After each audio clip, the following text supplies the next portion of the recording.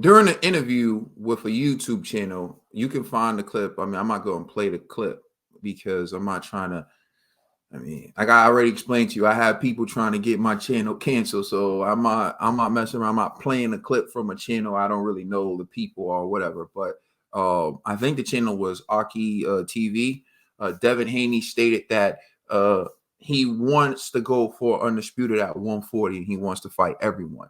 So for me, I'm gonna have to call cap on that. I don't think Devin Haney wants to fight Subriel Matias because his dad, Bill Haney, tried to make up that bogus story about calling Peter Khan when everyone knows that that wasn't his promoter or his manager. And it said clear as day on BoxRec who his manager and who his promoter was, and he knew that's who he needed to contact.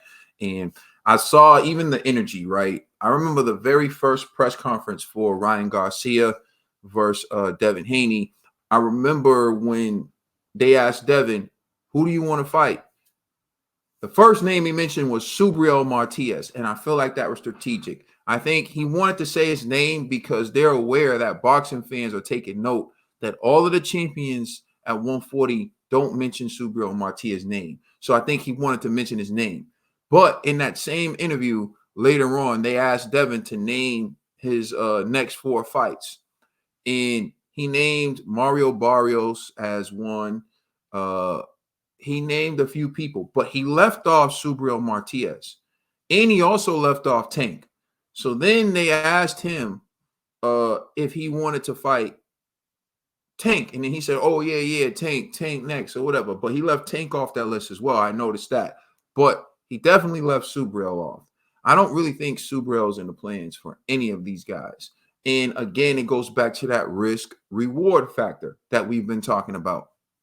I'm not saying that Devin Haney is scared of Subriel. If you watch Boxing Bros, then you know I've always said I don't believe in boogeymen. Anyone can get beat on any night when you're dealing with the best in the world. Because with the best in the world, all it takes is one mistake, and the best in the world can capitalize on each other's mistakes like that because they've been doing it most of their life. So that's why it's difficult for fighters to be undefeated, because at the top level, all it takes is one mistake, one punch, it can change any fight. And you don't have to be elite to capitalize on someone's mistakes. And sometimes when you're elite, you're human. So you may make a mistake, an uncharacteristic mistake. And just at that time, someone who isn't elite is able to capitalize on it. Like Anthony Joshua, when he fought Andy Ruiz, Anthony Joshua was a better fighter than Andy Ruiz. But when he was going in for the kill, he made a mistake, and Andy Ruiz, being the counterpunch specialist that he is, he capitalized on it, and he was able to get the biggest victory of his career. That's what happens in boxing. So Devin Haney and Subriel, I don't think Devin Haney's necessarily afraid of Subriel. I think he knows Subriel is a real threat. I think he knows he's going to have to endure a lot of punishment to win that fight. And I think he's looking at the reward, and he's saying, the amount of money I'm going to make to fight Subriel isn't worth it. Goes back to the analogy I gave you. He's saying Subriel is a 5,000 square foot home that I'm going to have to mow the grass for, that I'm going to have to pick up all the trash and yard waste and everything. He's saying, I'm not trying to deal with that.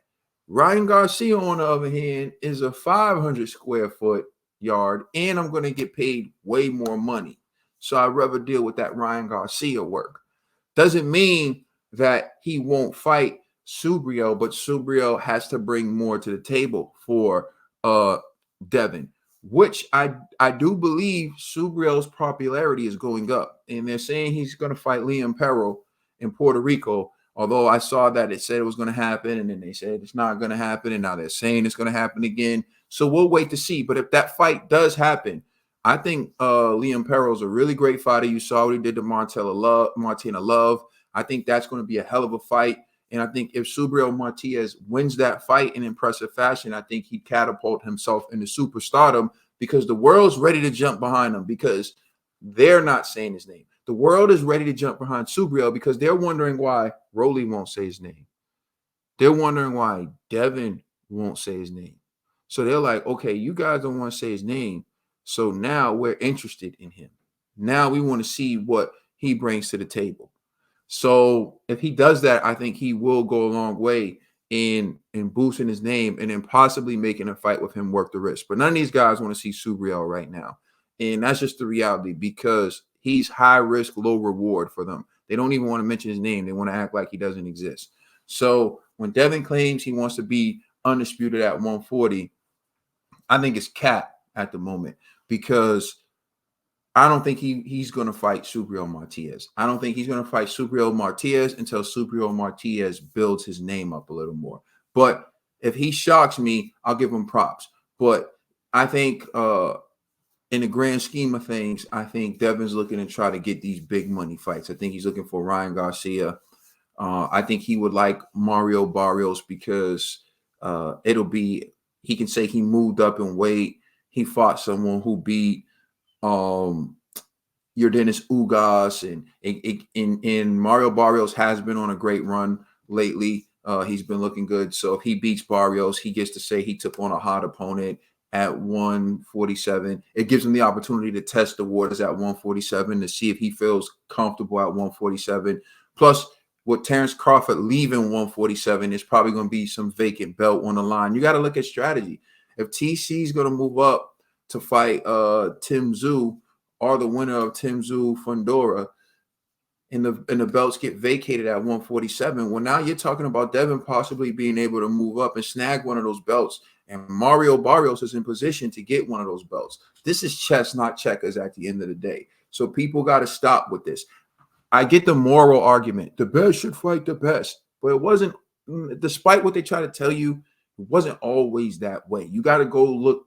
You got to go in the history books and look at it. Fights got delayed. Fights didn't always happen when you want it to happen. De La Hoya Trinidad happened, but as someone who was alive during that time and someone who wanted to see that fight, it took a while. It took a while to get De La Hoya Trinidad. It didn't just happen like that. So anyway, I'll leave by just saying I don't think Devin Haney is looking to become undisputed at 140. I think he's going to move up if TC leaves 140 to try to snatch a vacant belt. That's what I think. So I don't believe any claims that he's looking for undisputed at 140. Thank you for watching. Please like, share, and subscribe. I'm out. Peace.